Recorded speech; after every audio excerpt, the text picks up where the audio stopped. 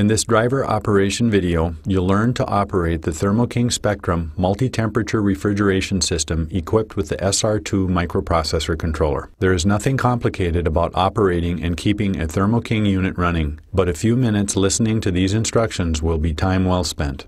The Spectrum multi-temperature refrigeration system is a self-contained temperature control unit designed for trailer applications. The host unit mounts on the nose of the trailer. The host unit is the main refrigeration unit. In Spectrum SB units, the evaporator in the host unit controls the temperature in Zone 1, and separate remote evaporators can control temperature in up to 2 additional zones. Spectrum DE units have a split evaporator that can maintain separate temperature requirements in 2 separated zones. A third zone can be controlled by adding a remote evaporator to the configuration. Read and follow the directions on all safety decals and warnings on the unit and in the operator's manual. Wear safety goggles or safety glasses when working around the refrigeration system or battery.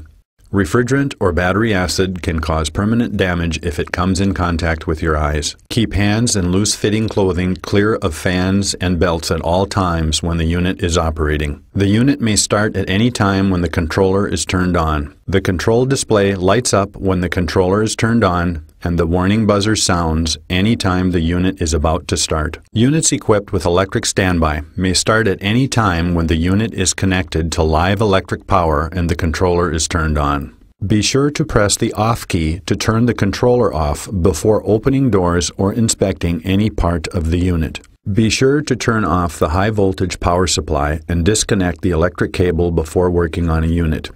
Units with electric standby present a potential electric hazard. A 4-cylinder diesel engine powers these units. Model 30 units operate on diesel power alone, while Model 50 units can operate on diesel or with an electric motor using an external electric power source. The SR2 microprocessor control system is located inside the control box behind the lower roadside service door. The microprocessor is connected to a human-machine interface or HMI control panel. The HMI control panel is used to operate the refrigeration unit. The HMI control panel consists of an LCD display and 8 touch-sensitive keys. 4 dedicated or hard keys are used to turn the unit on, turn the unit off, initiate defrost, or select continuous run or cycle sentry operating modes. 4 soft keys are located below the LCD display.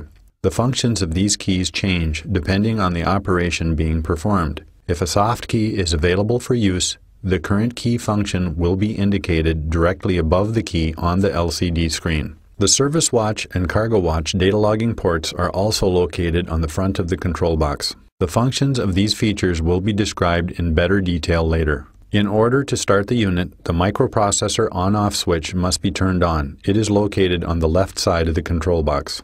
To start the unit, press the on key on the HMI control panel. The display will briefly show the following screens: the Thermoking logo, configuring system, please wait, programming language, and the standard display screen showing box temperature and set point temperature. The standard display screen will show box temperature for 1 to 3 zones depending on the last configuration that was set. A preheat buzzer will sound. The unit will now automatically preheat and start. Once the unit has started, the display will return to the standard display screen. A down-pointing arrow indicates that the zone is cooling. An up-pointing arrow indicates that the zone is heating. The absence of an arrow indicates the zone is in null. After about 2 minutes of engine operation, the unit may switch to high-speed operation. To operate a Model 50 unit on electric power, the unit must be turned off and the diesel engine should be completely stopped. Warning: units equipped with electric standby can start at any time when the unit is connected to live power and the controller is turned on.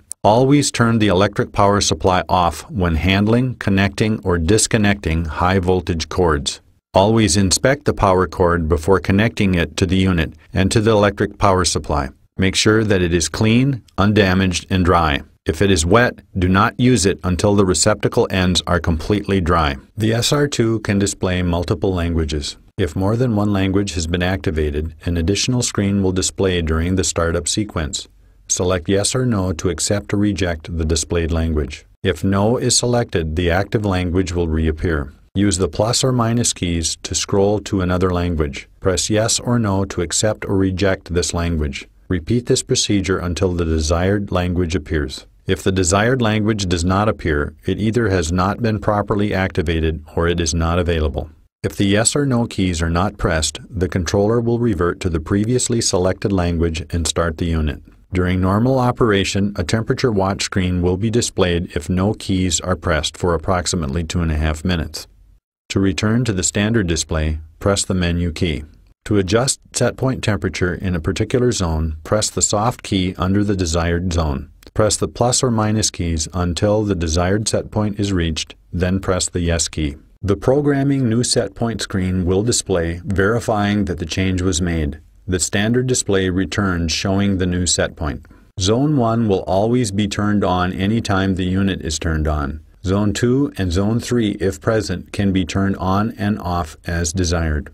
The state of each zone is retained from the previous configuration when the unit is turned off and turned back on. To turn Zone 2 or Zone 3 on or off, press the soft key under the desired zone. The selected zone set point display appears. If the zone is turned on, the third soft key will be labeled Turn Zone Off. Press the soft key to turn the zone on or off. The display briefly shows programming zone on/off. The display then confirms the new zone setting for several seconds. The display then returns to the standard display showing the new zone settings. If a zone has been turned off, off will be displayed instead of a set point temperature.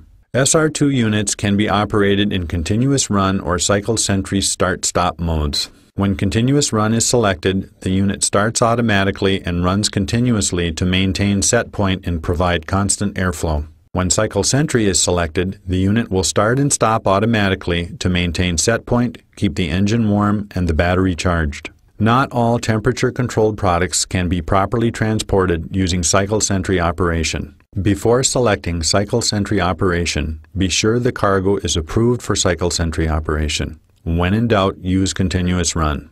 The current mode setting is displayed at the top of the standard display screen.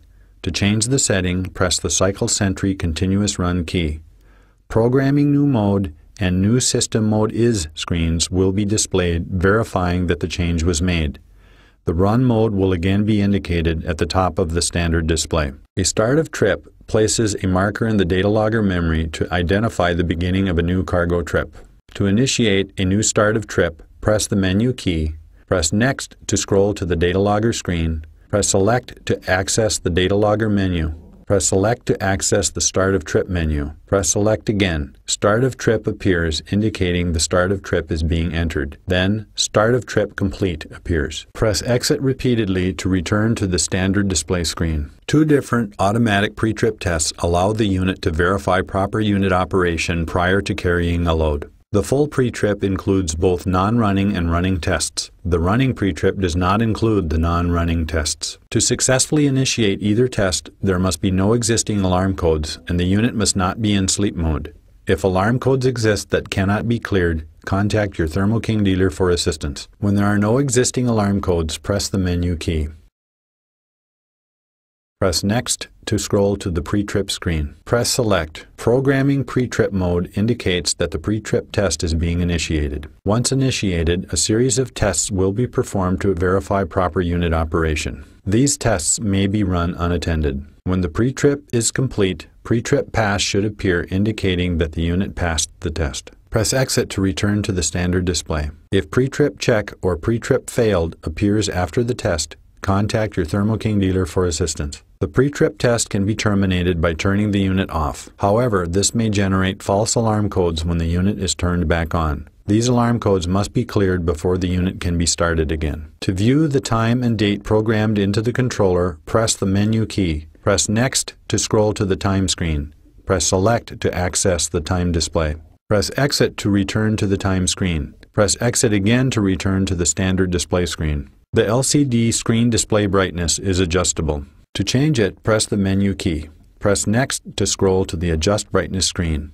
Press Select to access the Display Brightness menu. Use the plus or minus key to scroll to the desired brightness level. Press Yes to make the change. The new brightness level will appear, confirming the change has been made. Press Exit to return to the standard display screen. For security and to prevent unauthorized unit tampering, the keypad can be locked. To lock the keys, press the menu key. Press Next to scroll to the Mode screen. Press Select to access the Mode menu. Press Next to scroll to the keypad lockout screen. Press Select. Press Yes to lock the keypad. The standard display screen will return and Keypad Locked will appear on the display. To unlock the keypad, press and hold one of the soft keys for 5 seconds or more. Press Exit to return to the standard display screen. The optional flush mount remote control panel is connected to the control system and is used to operate the unit from a remote location, typically the rear of the trailer. The remote control panel can control temperature in up to 3 zones just like the SR2 controller. When turned on, either the standard display for a specific zone or standby will be shown on the display. The zone being shown is identified by the zone icon. The remote control panel is capable of turning the control system on from a powered down condition. It is not necessary to turn on the control system using the unit's HMI control panel before the rear remote control panel will operate. Depending on how the remote control panel is set to operate, the 9 touch-sensitive keys can be used to operate the unit's temperature control functions. The standard display for each installed zone will appear for approximately 10 seconds. Then the next installed zone will appear. Only installed zones will appear. The display normally shows the standard display of return air temperature, set point, and zone. If a zone is turned on, the operating mode is also shown. If a zone is turned off, the display will show the return air temperature and off. The cool icon appears when the indicated zone is cooling. The heat icon appears when the indicated zone is heating. The not used icon appears when the indicated zone is not currently being used. The defrost icon appears when the indicated zone is defrosting. The cycle sentry icon appears when the unit is operating in cycle sentry mode. The alarm icon appears when an alarm condition has been detected by the controller. The electric standby icon appears when the unit is operating in electric standby mode. The set point icon appears when the set point is being shown in the display. The zone icon indicates which zone is currently being shown on the display. The not used icon may appear during a remote control panel test, but is not currently used.